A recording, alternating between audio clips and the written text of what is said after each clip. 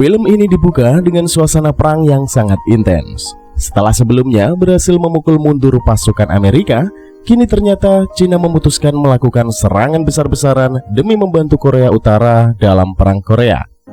Pasukan Amerika yang mulai terdesak terlihat mundur menuju ke pangkalan udara Hagaruri untuk bergabung dengan armada laut mereka dan menyelamatkan pasukan yang tersisa. Di tengah hamparan salju yang membeku, kita diperkenalkan dengan Wu Chainli, komandan Kompi 7 pasukan penyusup Cina bersama adiknya Wan Li. Mereka kemudian bertemu dengan sahabat lama mereka bernama Yang, seorang komandan batalion artileri yang membawa persenjataan hasil rampasan dari musuh. Pertemuan itu bukan sekedar reuni biasa, karena setelahnya mereka harus kembali bergerak menuju Hagaruri demi mengejar pasukan Amerika yang terus mundur ke arah selatan.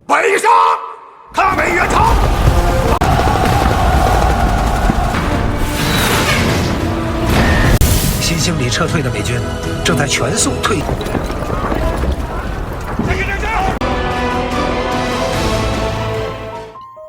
Keesokan harinya, suasana langsung berubah mencekam. Kapal induk Amerika yang berada di Laut Jepang menerbangkan pesawat-pesawat pengebom untuk menghentikan laju pasukan Cina. Serangan udara itu pun benar-benar menghancurkan segalanya. Ledakan demi ledakan menghantam jalur pergerakan tentara Cina hingga menimbulkan kerusakan besar. Persenjataan artileri yang sebelumnya berhasil mereka rampas dari pasukan Amerika pun kini habis tidak tersisa. Meski mengalami kerugian besar, semangat pasukan Cina tidak runtuh sedikit pun. Kompi 7 bersama batalion lainnya tetap maju tanpa rasa takut. Mereka langsung melancarkan serangan ke perimeter pertahanan Amerika di Hagaruri. Pertempuran sengit itu pun tidak terhindarkan. Dengan penuh keberanian, pasukan Cina berhasil merebut garis pertahanan pertama milik Amerika.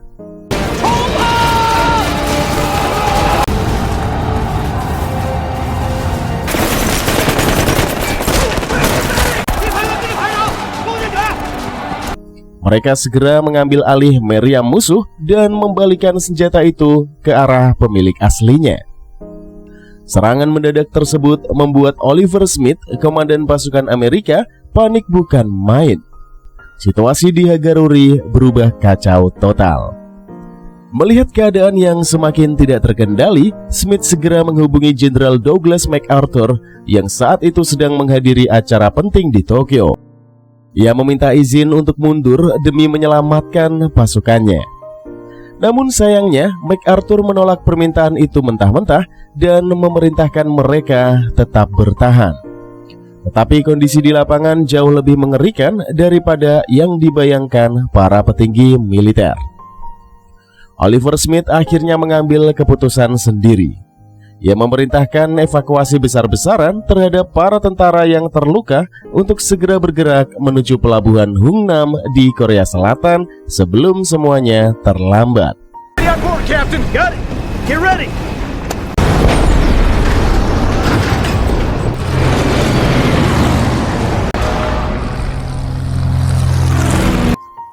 Di sisi lain, kemenangan akhirnya berhasil diraih pasukan Cina. Kompi 7 bersama batalion mereka sukses merebut Hagaruri sepenuhnya. Namun perjuangan mereka ternyata belum selesai. Cerita kemudian berpindah ke markas garis depan pasukan Cina Kompi 9 yang berada di Givandong, Korea. Sang komandan besar menyadari bahwa satu-satunya jalur mundur Amerika adalah jembatan Sumun.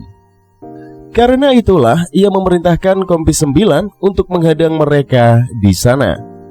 Agar operasi itu berhasil, Kompi 7 milik Chainli diminta segera bergerak menuju selatan untuk membantu mempertahankan jembatan tersebut dan memotong jalur mundur Amerika. Sementara itu, di Washington DC, situasi politik mulai memanas. Presiden Amerika Serikat saat itu, Harry Truman, menerima telegram dari Jenderal MacArthur yang mendesak penggunaan bom atom demi memenangkan perang Korea secepat mungkin. Namun keputusan sebesar itu tentu tidak mudah dilakukan. Dalam konferensi pers Gedung Putih tahun 1950, Truman hanya bisa diam menghadapi hujanan pertanyaan dari para jurnalis tentang kemungkinan perang nuklir yang mulai menghantui dunia. We will take whatever steps are necessary. He believes this will bring the turning point we need to win the war. As China depends on the action of the United. Kembali ke medan perang. Kompi 7 harus berjuang mati-matian menembus badai salju ekstrim demi mencapai jembatan Sumun. Di sana ternyata pertempuran besar sudah lebih dulu berlangsung. Sementara itu, Kompi 9 sedang berusaha mempertahankan posisi mereka dari gempuran Amerika yang terus berdatangan. Begitu tiba di lokasi, Qian Li langsung membagi pasukannya menjadi beberapa squad untuk menerobos ke tengah peperangan dan membantu Kompi 9 keluar dari kepungan musuh. Pertarungan berlangsung sangat brutal. Dentuman senjata dan ledakan mortir menggema di tengah malam bersalju. Fokus utama Kompi 7 kini hanyalah satu, yaitu menyelamatkan sisa pasukan Kompi 9 yang masih hidup.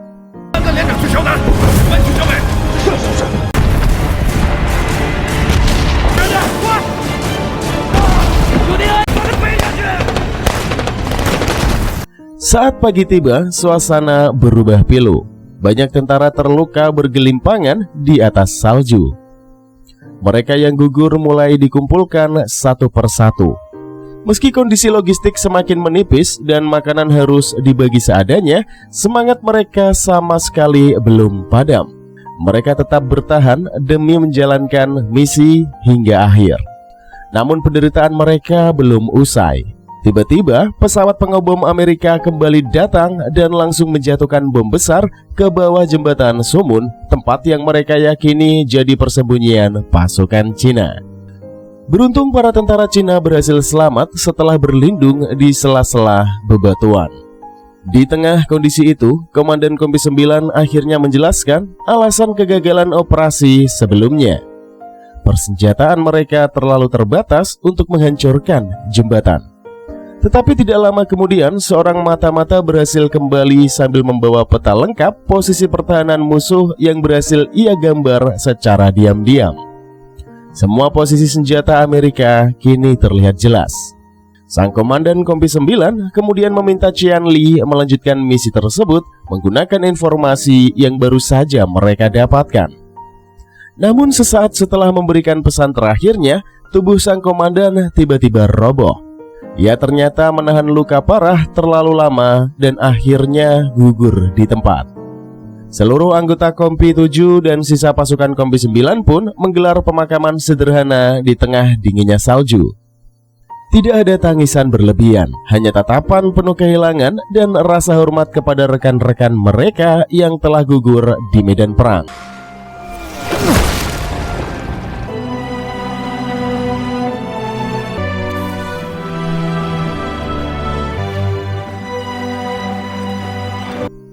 Setelah upacara selesai, Qian Li segera mengambil alih komando dan melanjutkan rencana terakhir sang komandan.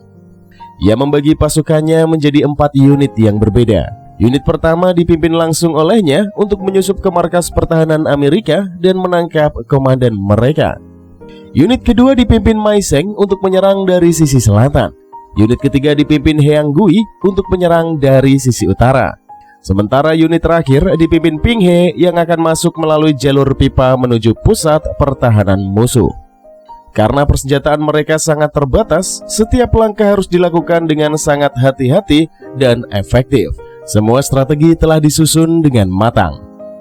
Menjelang malam, seluruh pasukan berdiri berjajar menghadap arah matahari tenggelam sambil memberikan hormat ke arah tanah air mereka yang jauh di sana. Malam pun tiba. Badai salju kembali turun menyelimuti medan perang. Seluruh unit mulai bergerak ke posisi masing-masing sambil menunggu kode penyerangan dari Qian Li. Untungnya, mereka memiliki jam tangan SKME B53S Smartwatch. Sudah anti air, cek detak jantung, cek kalori tubuh, dan bisa connect ke HP. Yang pastinya sangat cocok buat para pria dengan aktivitas yang padat. Langsung saja cek di bawah video ini atau di link deskripsi. Kembali ke film.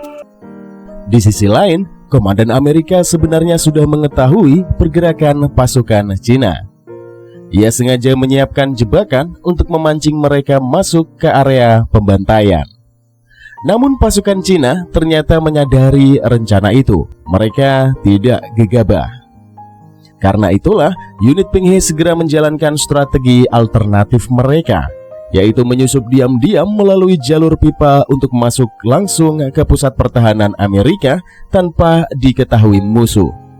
Dan benar saja, skema serangan yang dilakukan pasukan Cina itu ternyata benar-benar berada di luar prediksi komandan US.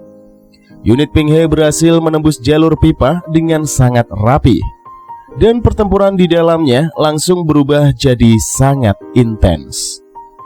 Saat Ping He dan pasukannya berusaha menyusul lebih dalam, salah satu tentara US melemparkan granat ke dalam pipa. Dalam hitungan detik, ledakan pun terjadi. Di momen itulah, salah satu prajurit Cina memilih mengorbankan dirinya untuk menahan ledakan demi ledakan, menyelamatkan para rekan. Pengorbanan itu menjadi titik yang tidak akan dilupakan oleh Ping He, yang bersumpah tidak akan menyia-nyiakan nyawa teman-temannya yang gugur begitu saja. Di sisi lain, Qianli ini menyadari bahwa pertempuran di dalam pipa semakin tak terkendali. Tanpa ragu, ia bergerak membantu unit Ping He.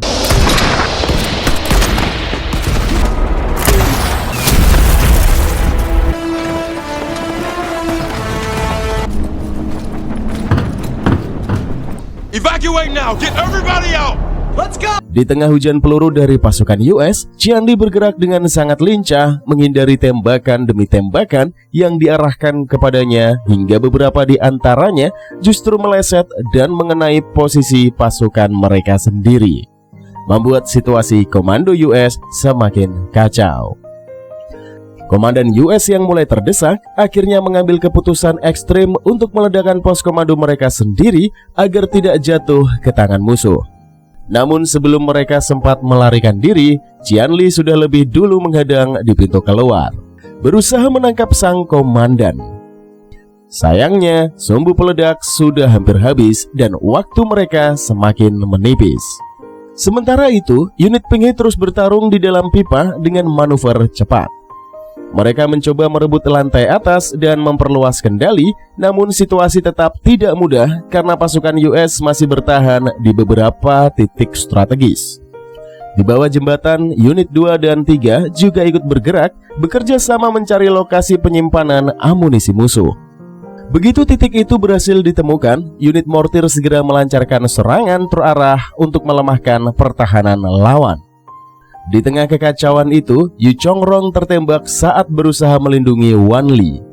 Di saat bersamaan, sebuah tank US muncul dan menyerbu posisi pasukan Cina dengan brutal, membuat situasi semakin kritis.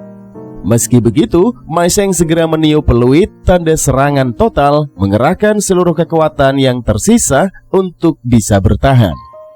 Di medan lain, Wan Li yang mencoba menyerang balik penembak jitu justru hampir terkena bahaya sebelum akhirnya Qianli datang tepat waktu. Dalam momen singkat itu, Wan Li berhasil menempatkan granat pada target musuh.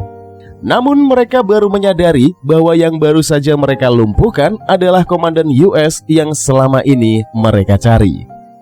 Di sisi bawah jembatan, unit Heang Gui akhirnya berhasil naik setelah mendapat bantuan dari Mai Sheng. Kejutan pun terjadi ketika Yu Chongrong ternyata masih hidup. Peluru sniper hanya mengenai helmnya. Dengan sisa tenaga, ia kembali bergabung dan membantu serangan dari dalam. Namun pengorbanan kembali terjadi. Salah satu anggota unit Ping He memilih melakukan aksi diri untuk mencoba menghancurkan tank dan jembatan, meski pada akhirnya upaya itu belum berhasil.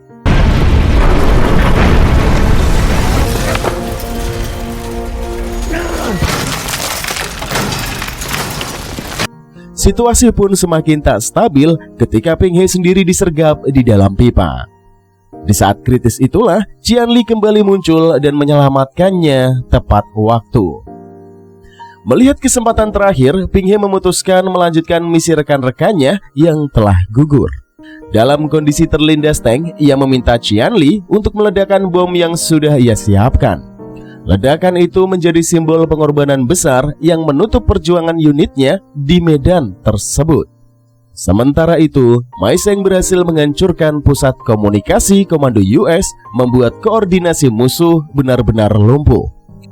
Namun kemenangan itu tidak datang tanpa konsekuensi. Bala bantuan Amerika akhirnya tiba di jembatan Sumun.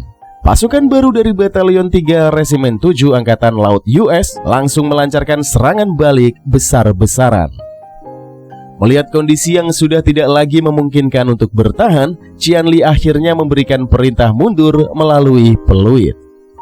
Wanli bersama Yu Chongrong segera berusaha menyelamatkan Qianli yang masih terjebak di area pertempuran dan menariknya keluar dari kepungan musuh.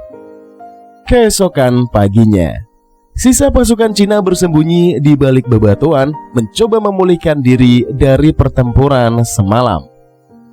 Namun ketenangan itu tidak berlangsung lama.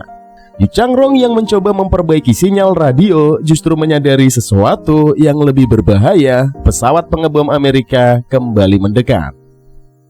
Semua pasukan pun terbangun. Dalam kondisi lelah, dingin, dan hampir tanpa amunisi, mereka sadar hanya ada satu pilihan tersisa: bertahan dan melawan sampai akhir. Pesawat tempur itu kembali datang. Kali ini situasi berubah semakin genting. Dalam ledakan dan kepanikan yang terjadi, pasukan Cina sempat mengira mereka menjadi target utama serangan. Namun kenyataannya, serangan itu ternyata dialihkan oleh Yu Chongrong. Ia dengan sengaja memancing perhatian pesawat musuh agar menjauh dari posisi rekan-rekannya. Sebuah tindakan berani yang dilakukan tanpa ragu sedikit pun, seolah ia sudah siap mengorbankan dirinya sejak awal. "Let's burn this Reds out," teriakannya sebelum akhirnya menjadi umpan hidup bagi serangan udara tersebut. Dan benar saja, tidak lama kemudian pesawat tempur itu kembali melancarkan serangan lanjutan. Kali ini menghantam posisi pasukan Cina yang berada di balik celah bebatuan. Serangan itu begitu brutal hingga menghancurkan hampir seluruh formasi mereka. Dalam sekejap, kompi gabungan itu menyusut drastis. Kini hanya tersisa 7 orang yang masih bertahan: Qianli, Wanli, Mei Zheng, dan beberapa prajurit lainnya. Di sisi lain, pasukan Amerika di jembatan Sumun terus berusaha memperbaiki struktur jembatan yang hancur. Diperkirakan, bala bantuan utama yang sedang mundur akan tiba dalam 3 hari ke depan. Artinya, waktu menjadi satu-satunya musuh bagi pasukan Cina yang kini berada di ambang keputusasaan. Mereka kembali menghitung amunisi yang tersisa dan hasilnya sangat memprihatinkan. Cerita kemudian berpindah di Tokyo, Jepang, di sebuah gedung tinggi Daichi. Di sana, Jenderal MacArthur terlihat frustasi mendengar laporan kegagalan di jembatan Sumun. Ia menyalahkan keputusan Smith yang tidak mengikuti perintah untuk bertahan. Lebih buruknya lagi, permintaan penggunaan bom atom yang ia ajukan masih belum mendapat persetujuan dan justru memicu perdebatan besar di forum PBB. Dalam tekanan itu, MacArthur hanya bisa menuntut satu hal: jembatan itu harus segera diperbaiki agar pasukan Amerika bisa keluar dari wilayah perang tanpa hambatan. Kembali ke medan pertempuran, sisa Kompi 7 dan Kompi 9 akhirnya menyadari bahwa satu-satunya cara untuk menghentikan musuh adalah bertahan sampai jembatan benar-benar runtuh. Mereka kemudian menemukan sebuah kendaraan half track yang masih bisa digunakan. Mei Zheng pun ditugaskan mengendarainya. Di tengah kesunyian itu, ia teringat keluarganya. Harapan sederhana untuk pulang, kembali mengajar anaknya matematika, dan hidup normal seperti dulu. Sebuah mimpi kecil di tengah perang yang besar. Qianli pun memberi penguatan kepada Wanli. Ia menegaskan bahwa tidak ada pengorbanan yang sia-sia dalam perjuangan mereka. Dalam pelukan singkat, ia meminta adiknya untuk tetap kuat dan tersenyum apapun yang terjadi setelah ini.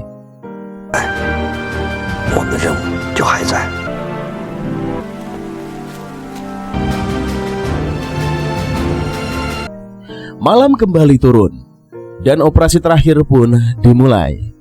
Wanli ditugaskan untuk membunyikan peluit setiap 3 jam di lokasi berbeda sebagai strategi pengalian.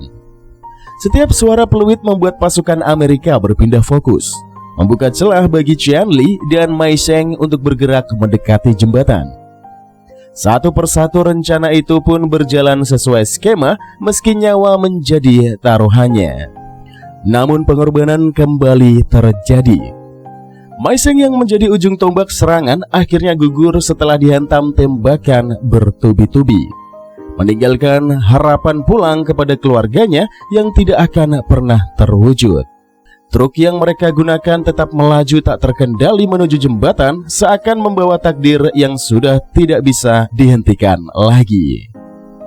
Kini tinggal Qianli yang memegang misi terakhir.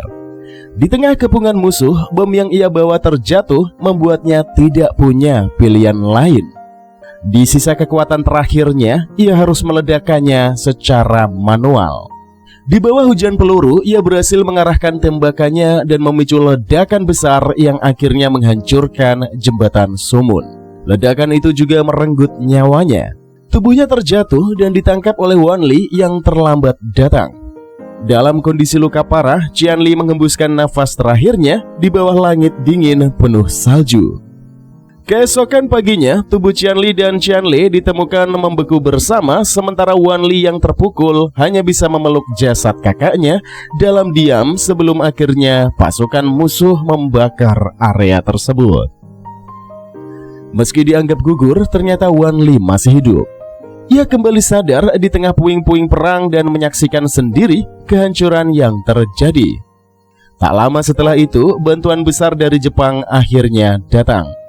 Pasukan Amerika berhasil kembali menyambungkan jembatan Sumun. Dengan jalur terbuka, pasukan yang mundur akhirnya bisa menyeberang menuju ke pelabuhan Hungnam. Pada 24 Desember 1950, pasukan Amerika berhasil dievakuasi dari Korea. Namun pertempuran di jembatan Sumun meninggalkan catatan penting dalam sejarah. Bagaimana sebuah pasukan kecil bisa mengganggu kekuatan besar hanya dengan strategi, keberanian, dan pengorbanan tanpa batas. Di sisi lain, ribuan pasukan Cina akhirnya berhasil mencapai pelabuhan Hungnam. Wanli menjadi satu-satunya yang tersisa dari Kompi 7. Meski kemenangan diraih, tidak ada sorak yang benar-benar penuh kebahagiaan. Yang tersisa hanyalah keheningan, kehilangan, dan luka yang tak bisa disembuhkan oleh kemenangan sekalipun. Di akhir cerita, kita diperlihatkan Wanli kembali ke kampung halamannya membawa Abu, kakaknya. Perang memang telah usai, tetapi bagi mereka yang bertahan hidup, pertempuran sesungguhnya justru baru dimulai, hidup dengan ingatan tentang semua yang telah dikorbankan di medan Changjin. Dan film pun berakhir. Terima kasih yang sudah menonton hingga akhir. Jangan lupa sholat, like, dan subscribe Narasi Movie ini untuk alur cerita film selanjutnya. Akhir kata, wassalamualaikum warahmatullahi wabarakatuh.